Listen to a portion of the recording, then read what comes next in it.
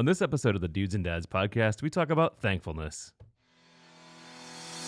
You're listening to the Dudes and Dads podcast, a show dedicated to helping men be better dudes and dads by building community through meaningful conversation and storytelling. And now, here are your hosts, Joel DeMott and Andy Lehman. Andy, Season 3, Episode 20. It's a Thanksgiving episode. We are thankful. We're thankful. I'm thankful for you. I'm thankful for Turkey, the show. Andy, let's just cut right to the chase because Turkey Day is only days away. Yeah, days away.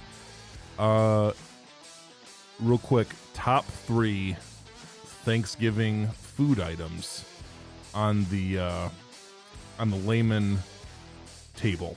All right, so top 3, real quick, right off the bat. I'm gonna say pumpkin pie. With lots of whipped cream, like Cool Whip, mostly Cool Whip. It's mostly the whip. Mostly the Cool Whip. And mostly the whip, less pie.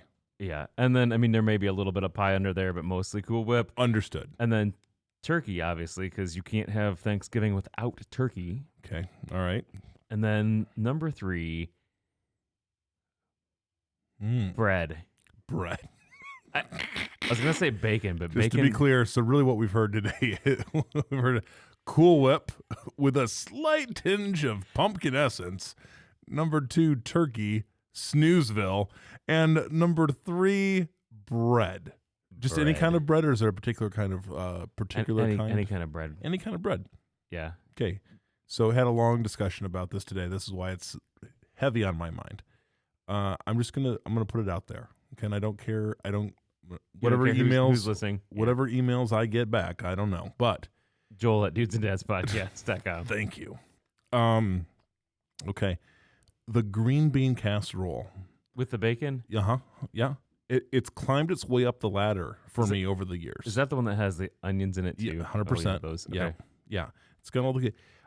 It's just like, it's kind of my. It's just like my feel-good food now. It's like a comfort food to me, but I only really eat it only at Thanksgiving. Almost, I don't know of any other time throughout the year that I have it, so it's become a Thanksgiving staple. I know what I'm getting for your birthday. You're getting me a can of green beans. No, specifically the casserole. I'm going to make the casserole for you because Andy's making a casserole for me? Gosh. And just when I thought our friendship couldn't go any deeper. I care about you, Joel. Here's a green bean casserole. Wow. Oh, wow. Okay, so green bean casserole followed by the casserole thing is a theme. I went to corn casserole. That's a good one. The corn casserole for me has also come to it's like worked its way up the list. It's good. It's good. Yeah. And again, it's like this is not filet mignon kind of stuff here. But it's just like it's like a staple. It just And that casserole is one of those things that, like, you know, an hour, 2 hours, 3 hours after you've eaten and you're watching football, you can go back and I want a little bit of that. I can nuke it in the microwave. You probably, I think you've actually touched on one of the key elements. I haven't even thought about that. It's a subconscious of you can go back to it, and dare I say it's as good, if not better, the second time after it's mellowed a little bit. I agree. Golly. Okay. Then number 3. I did have a carb on there. I did say a nice dinner roll is always great. So bread. Maybe bread. Sir, don't dumb down. I prefer a lovely crescent roll, actually. Okay. That works too. Andy's over here. If you could see the look on his face, he's like, it's bread, bro. And then here's Andy. Here's the deal. I'm tired of turkey. I'm just going to put it out there again. Hold your emails. Oh, he looks so disgusted. Hold your emails. Here's the deal. I'm thinking to myself, it's all become about the ribs. We do ribs now for Thanksgiving. Last couple of years.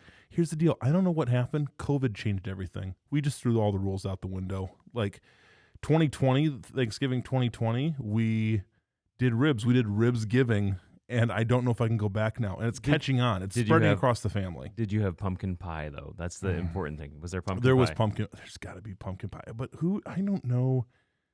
Here's my other question, Andy. I don't know if we've been living a lie, but I don't know who amongst my extended family is like all in on the pumpkin pie. Okay. What we've done is the apple pie, of course. And then everyone who's anyone knows, if you know, you know, the Essen House raspberry cream pie. That's a good one, yeah. Gosh. What I like is that only myself and my father-in-law are fans of it. So you get a lot. We get our own pie. Nice. And again, gift that keeps on giving. That pie is going to last me a few days. I've got. Eat it with your corn casserole. Ooh, so good. So hey, yeah. Wow. I went to a really deep place with the foods. We hope each and every one of you are looking forward to a fantastic Thanksgiving. We want to talk about giving thanks, gratitude, all that stuff. But of course, before we do, Andy, we've got some people to mention and to thank. Yes, we do. We would like to thank the Concrete Barber for sponsoring this episode of the Dudes and Dads podcast. You can check out concretebarber.com. Get yourself scheduled. Get yourself some hair products. Do it. And look like nice and fresh for that family Thanksgiving. That's right. And everyone will be like, "Whoa, you look." That's right, because you're gonna look like a hot mess after you've after you've eaten, but at least you'll be fresh up top. And I should say, Matthew just got his cut this past week, and the boys this coming weekend are gonna get in there and get it. Aaron's mullet. Let me just tell you. Gosh, I think we should feature this thing. You know what? Actually, that's what we'll do. Because Aaron's turning 12. He's our Thanksgiving child. He's turning 12, and he's like, "Hey, when can I come? When can I come on the show? When can I come on the show for my birthday episode?" And I'm like, "I don't even think that's a thing, bro." And he's like, "No, it's going to be a thing." But here's what we should do. On the Dudes and Dads social media, we'll chronicle the updated baseball mullet that he's really proud of, guys. Really proud of. So we'd love to hear your feedback on whether or not he should just keep letting this baby take over his dome, or if he should get it tightened up and chopped a little bit. We'll see. All right, so check out our social media at Dudes and Dads Podcast, and you'll see the mullet. The mullet, maybe. We'll see. But and again, we want to say, guys, thank you. This is beyond the ad. This is entirely free. DJ's not paying for this one. So many of you from the show have swung by the barber shop and have supported the Concrete Barber, and we couldn't be more grateful for that. Because here's the deal: we just like it when our friends tell our friends about other stuff our other friends are doing and support them. So thank you for that. So Andy, Thanksgiving. We're talking about thankful. We're just a few days away from Thanksgiving, though, so we want to take a few minutes to talk about the practice of being thankful. First off, guys, we're thankful for you, our listeners and supporters. You guys keep this show going. You keep us wanting to do this show because we keep wanting to produce really good episodes for you. So we're thankful for you guys. Yeah, we are. And this is the other thing. I think before we even jump into the gratitude thing, Andy, because I've been throwing this idea around, and I'm just going to kind of like foray into it. But I'm trying to be a reader again. Do you remember books, Andy? Do you remember? I remember. You barely read books now. Right, but there was a time where you were, as part of your educational process, you were forced to read books. There's a difference, though, I think, Joel, between forced education and wanting to read. You think so? I think so. Okay. No, that makes sense to me, I guess. Would you say that were there any books in your college days that you were like, oh man, this one just really coming alive to me? Well, here's the thing. I studied IT, so it's like, ooh, yeah, SQL. Yeah, let's go for the databases. Snoozeville. I mean, I like that kind of things, but I wouldn't be like, hey, Joel, you should read this book on SQL. And thank you for not doing that to me. I'm going to buy you. I'm going to build you. I'm going to get you green bean casserole and a SQL book for your birthday. That's what I'm going to do. You know what? First of all, that right there would just typify our relationship. Like that, how Andy, how would you describe your relationship with Joel? Well, green bean casserole and SQL. Wow. Yeah. Oh, that's good. That's so good. Everybody should know how to program databases. Yeah, sure they should. And we lost half of our followers. Yep. There. Wow. if we did the numbers on this episode, to see like a massive drop off, like you do on YouTube, where you like trace. It would be right where I mentioned sequel. Yeah, nosedive. But honestly, so if you're still with us, thank you for that. See, we weeded out all the people who aren't the true fans. Friends, here's what I want to enter into is we're getting closer and closer. Andy, it's the facts of the matter are we're getting closer and closer to 2022. It's absolutely every single day is another day we are closer to 2022. True. Exactly. Thank you so much for affirming. I'm like in my head trying to think of that. Is that accurate? Yes, it is. I am trying to be a better reader. I'm trying to, as the slogan goes, leaders are readers. That's a thing out there. I don't know if you're aware, but it's a thing. And I'm trying to get back into reading. I'll be really honest with you. There was about a decade into my life where I was reading all the time. Much of it was we'll call it required reading. I was going to say forced reading. That sounds a little commie, like I was trapped in a cage. And they're like, you will read these books. You read this now. You will be indoctrinated, right? Yeah, no. But it's part of my educational process, lots of reading in multiple disciplines, all of that. And you get done with that and you're like, you know what? I'm going to take a break from all this reading stuff because like that's all I've done for a very long time and I want to take a break. I got to be honest with you. After taking a break, that break just got longer and longer. And then it became kind of like me occasionally cracking a book. And again, everyone's like, isn't he a pastor? Yes. Apart from we'll just say the Bible was like an ongoing thing. It's not like I'm not reading the Bible, people. I hear your judgment right now, and just let's not go there. But as far as like reading for the purpose of certainly enjoyment, and then also like, formation and some educational things, not so much for me. And so I'm trying to get back at it. I'm really trying to, because I want to be a better leader, and I just want to like stimulate my mind, if I can say absolutely. That. I mean, not saying that this show doesn't stimulate my mind. I mean, let's just be clear. Like any conversation I have with you, I walk away with sequel. I think case and point. But so here's what I want to just dive into a little bit, and this is something, and we're not going to go super deep on this, but it's something that I just want our listeners to be thinking about. And I kind of want to use our listeners, I want to use them. That's what I want to do. So I just want to know, number one, out there, is there a book that you guys are reading right now or are planning to read that's on your reading list that you are like jacked up about? So Andy, do you have one? I have a book that I'm reading right now, and this is impressive because I don't normally read. And it's not about sequel. It's not about sequel. Oh boy.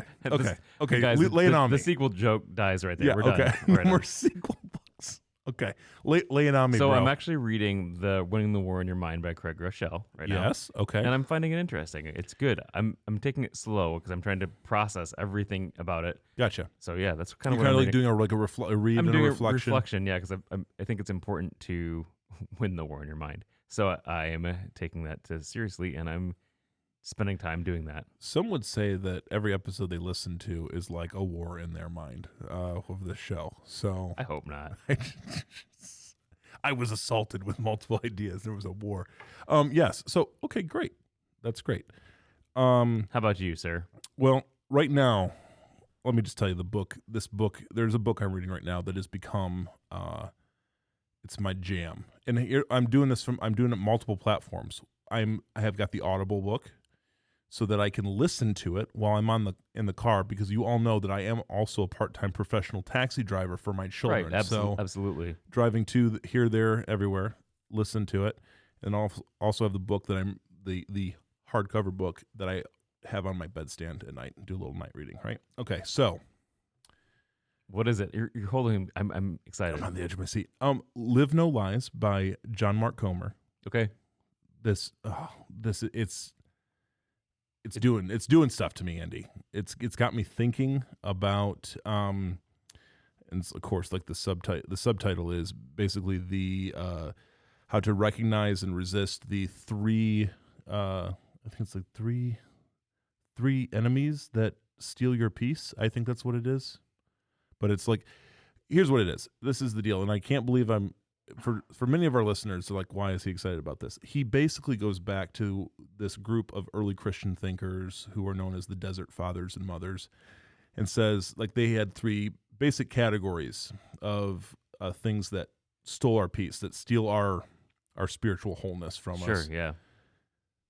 The devil, number one, the flesh, number two, and the world, number three. That was the kind of three historical categories that they've used. And that sounds like kind of like an old-fashioned sort of thing, but the way he fleshes it out, present day, and kind of takes a look at our world, our culture, how the church is doing, and all of that, very, very challenging. So I'll just update our listeners as to like what's things that are popping out on me. But there's some other resources that are coming out.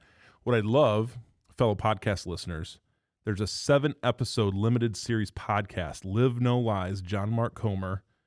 We'll put the link in the notes. It's a fantastic. It does about an hour show with these 7 authors that he quotes in his book. I loved it. Love listening to it. It was really, really challenging, really, really helpful. So anyway, that's what I'm reading right now. But I want to ask our listeners, what are they reading? What are they looking forward to reading? I'd love to get some messages out there. So maybe we just do like a social media, and so people can just comment what they're like. We do like a absolutely. We'll Dudes and Dads book club post. Yep, absolutely. We'll do that, and you can comment if you want to call in and tell us. 574-213-8702. That again is 574-213-8702. And that is just a voicemail. That's just not a voicemail. You won't wake me up. Or feedback at dudesandadspodcast.com. And we would love to hear what you're reading and what you're looking for, or what books should we be reading. Maybe our listeners, our faithful listeners, are like, these two dopes could really use a sequel book. Could really select star from. Wait, okay. Oh my gosh! I'm going geeky on you, Joe. Oh, Andy. Well, we're down to 2 listeners. So anyway, we'd love to hear more about that. We just, I think the world of books, audio book or otherwise, because some people don't like to crack open. I get it, like crack open the book, whatever. But even listening to a good book, I'm a big fan of that. Yeah, big fan. So anyway, all right. So after that, let's talk a little bit about gratefulness, Joel. Thankfulness. Thank you for giving to. Oh, yeah. There we lost the last 2. Yep, there's the last 2. We're just talking to ourselves. No one's listening. Okay. Yeah. So we're in Thanksgiving season. Thanksgiving's just a few days away here, and yes, for all the things that we're thankful for. You know what I was reminded of is, we're told, like, biblically speaking, like, give thanks, give thanks, give thanks. There's a lot of thankfulness language. And the whole idea also of like being thankful no matter the circumstance, no matter the situation, and that there's just like a lot of wisdom around that. And so, it's not too often, Andy, that I get all preachy on here and quote a few Bible verses, but I'm going to do it. I'm going to do it right now. So I was looking at like Philippians 4:6-7. Don't worry about anything. Instead, pray about everything. Tell God what you need and thank Him for all He's done. Then you'll experience God's peace, which exceeds anything we can understand. His peace will guard your hearts and minds as you live in Christ Jesus. So, like, it's like thankfulness is almost like a weapon against worry, like a weapon against, just the bad places our minds go. 1 Thessalonians 5:18 as well. Be thankful in all circumstances, for this is God's will for you who belong to Christ Jesus. So and it's almost like always do this. Yes. Like, no matter what's going on, be thankful if things are going great. Be thankful if things suck. Yeah. And right. Yeah. And I think that's I've so many times am like, well, we all know this. It's easy to be thankful when things are on the upswing, when things are good. And so, but when things are difficult, it's something just to consider at the spiritual level, is that thankfulness will actually serve as a tool to take you from a place that isn't so great to a place that's better. Mm-hmm.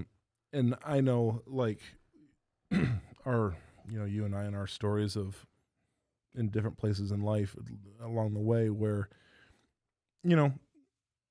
things didn't look so great. Things were, there have been dark seasons. There have been major challenges. And sometimes it's like, it just seems like a near miracle to try to find one thing to be thankful for.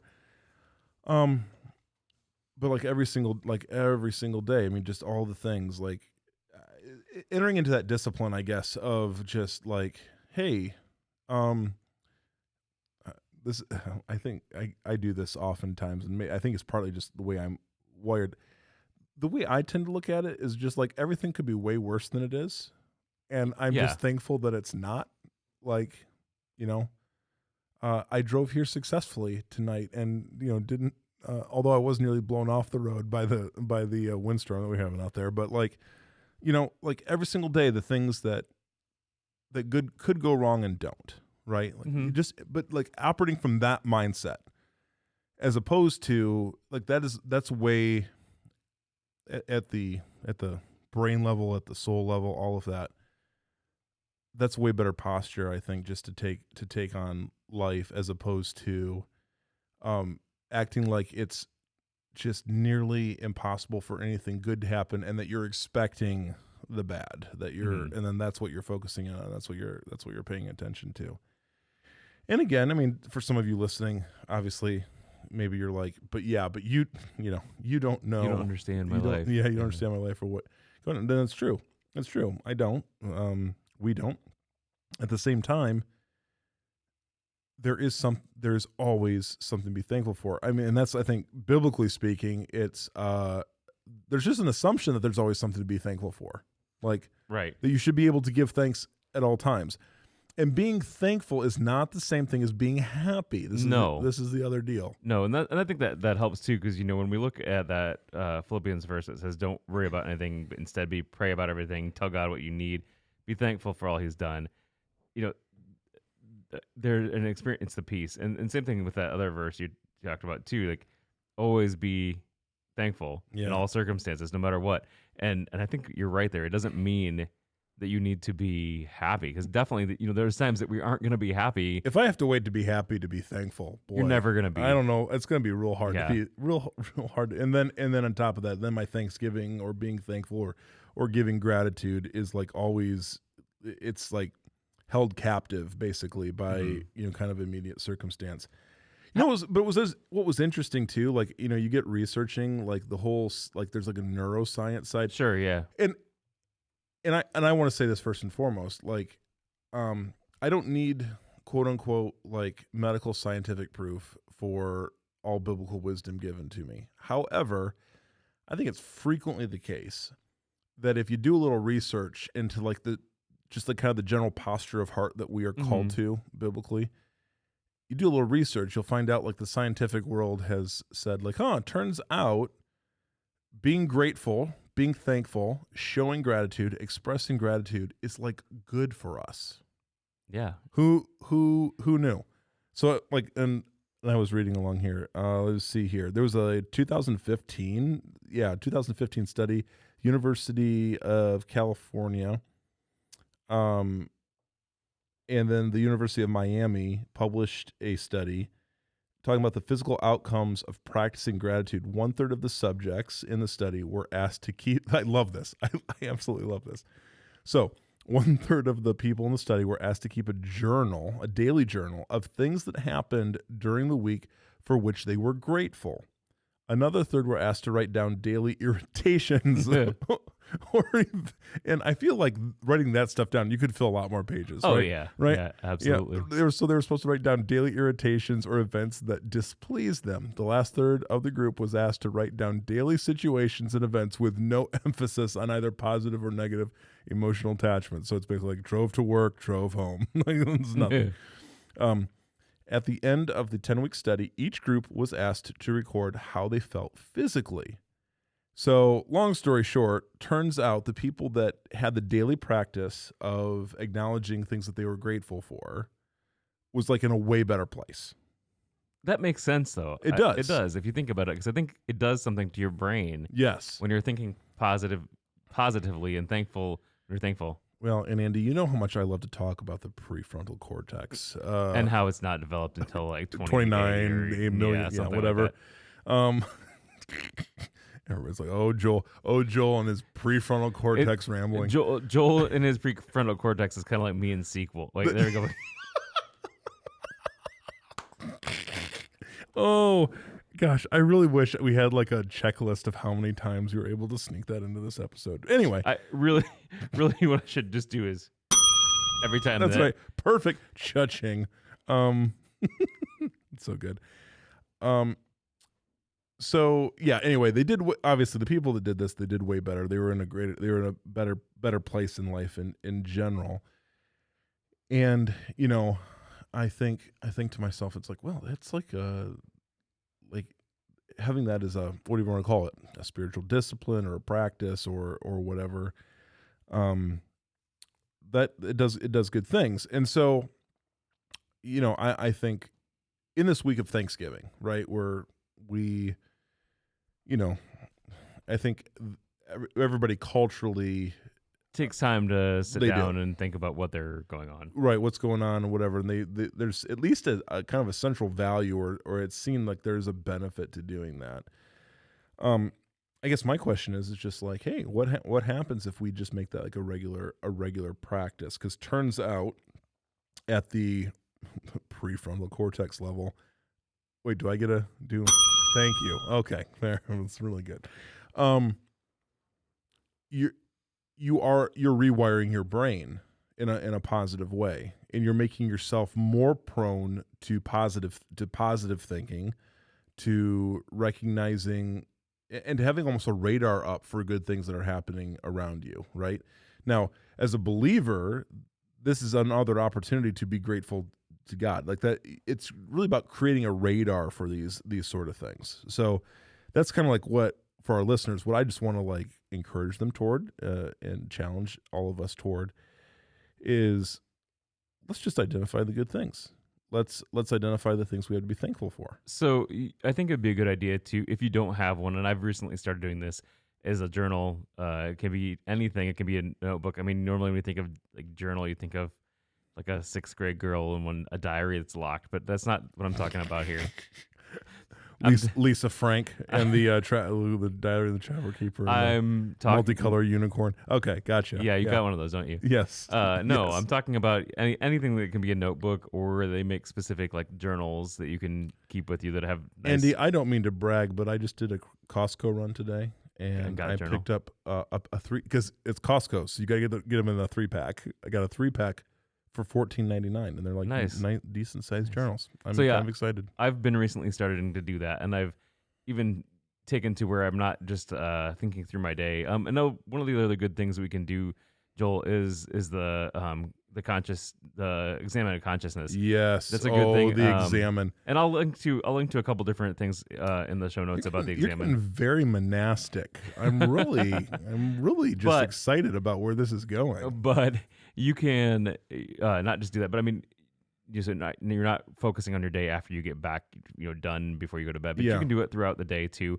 I've done that a little bit. I've taken my notebook to work and just kind of journaled some stuff down, journaled thoughts down. So even kept a list of just different things that are going through my head and that I'm thankful for, or my thoughts. That's actually part of the book that I'm reading, that Running the War in Your Mind. And one of the exercises that you do in there is just kind of keeping a running list of the thoughts that go through your mind, and it's kind of amazing to see what all goes on in your mind when you actually sit down and think about it. I mean, I think, and I know the number is super high, and of course I don't know the exact number, but the number of things that we think of, I mean, think about it. The number of things you think about in the day, and everything that goes through your mind, and how much, and then it's like, and I think about, Paul's wisdom of taking every thought that we have captive, like, that feels like a workout. Oh yeah, for sure. But from what I hear you're doing, it's like that's kind of working toward that direction, right? Of being trying to at least know what you're thinking of and being aware of the thoughts. Because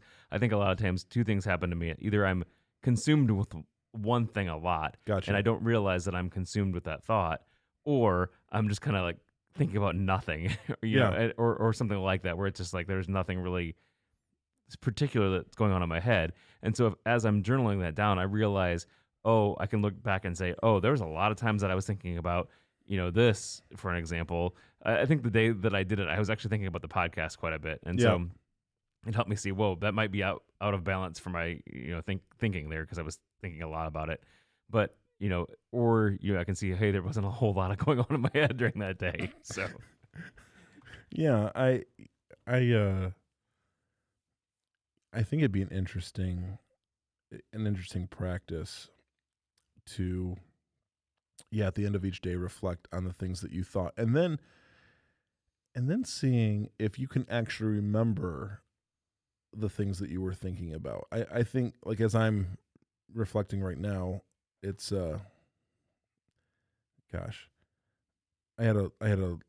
we did like a message today. We at church over at Wakarusa Missionary Church, where I pastor. We had a communion celebration service, and so 3 of us pastors, we did like 3 separate little sermonettes things to to walk through the communion thing. And okay, true story. So what we did is, it was like I did my thing on the broken body of Jesus, so the bread, right? Okay, so then the instructions were given: come forward and receive the bread only. So people were going to receive the bread, return to their seats, and there was going to be a message on the cup, the blood of Jesus, right? And then they were going to come and receive the cup separately, right? Yeah. So somehow, some way, because even though there were persons up front, there, like the communion juice was like in those holder thingies. You all know what I'm talking about, the little cups, whatever. It was sitting on a table behind the persons that were serving the bread. And I don't know, I'm just going to say it's out of pure habit. People went to the people serving the bread, grabbed the bread, and then reached behind them and grabbed the juice at the same time, right?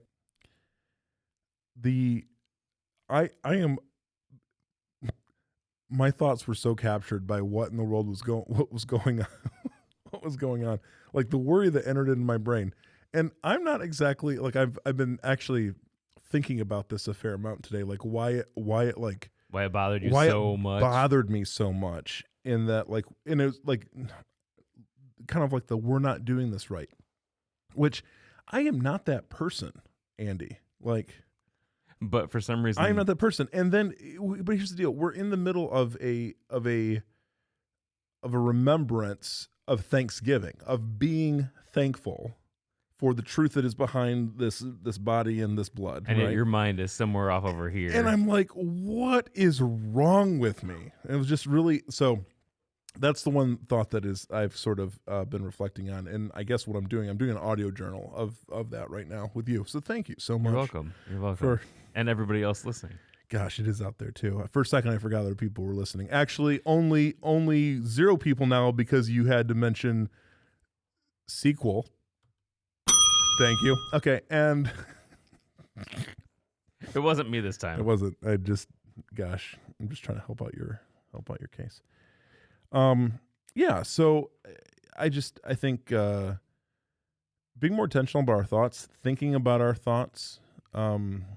In the psychological world, Andy, they call that, when you think about thinking, they call that executive attention. Interesting. Okay. It's the only thing that we're able to do that. No other animal is able to do that. Is to reflect on their own thoughts. Yeah. So it's really just an interesting exercise.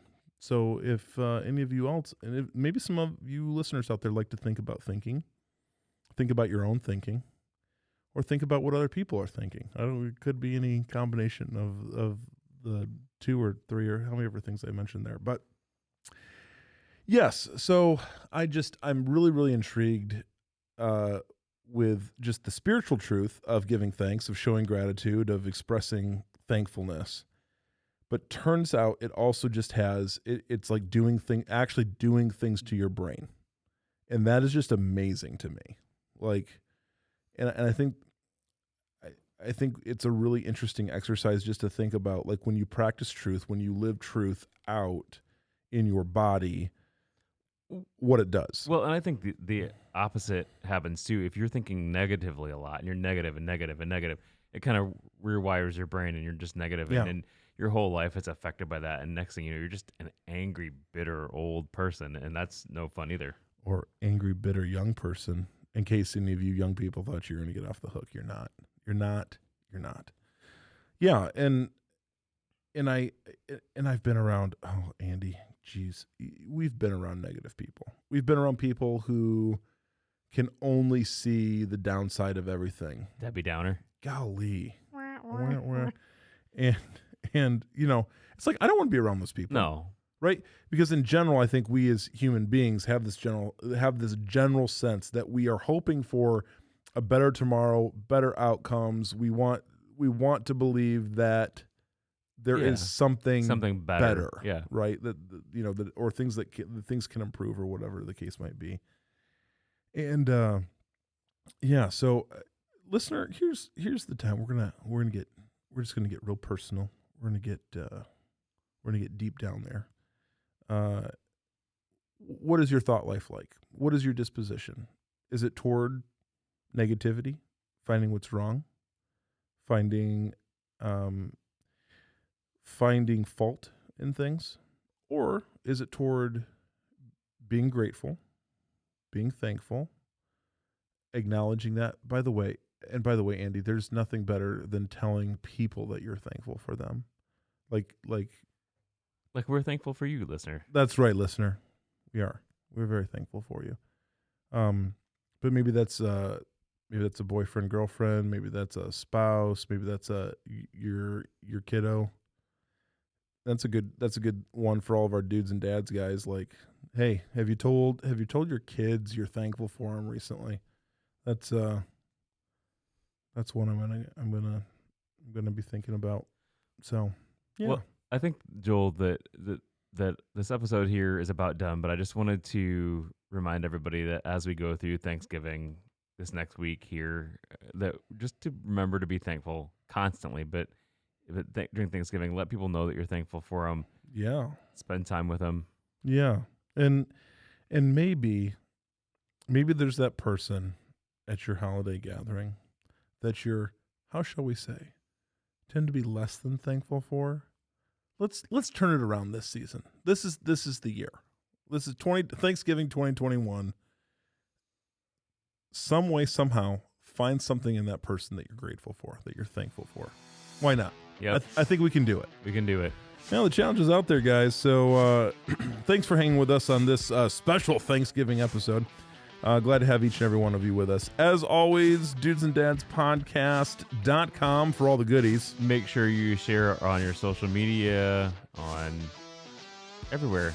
And keep tuned on the social media this week. We got some break time, some downtime. So Andy and I will get creative over at on Instagram, Dudes and Dads. Yeah.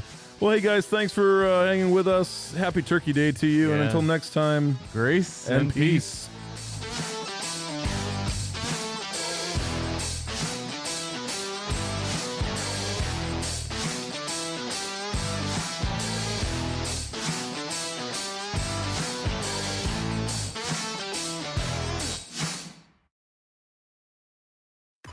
Head over to Facebook now and hit the like button.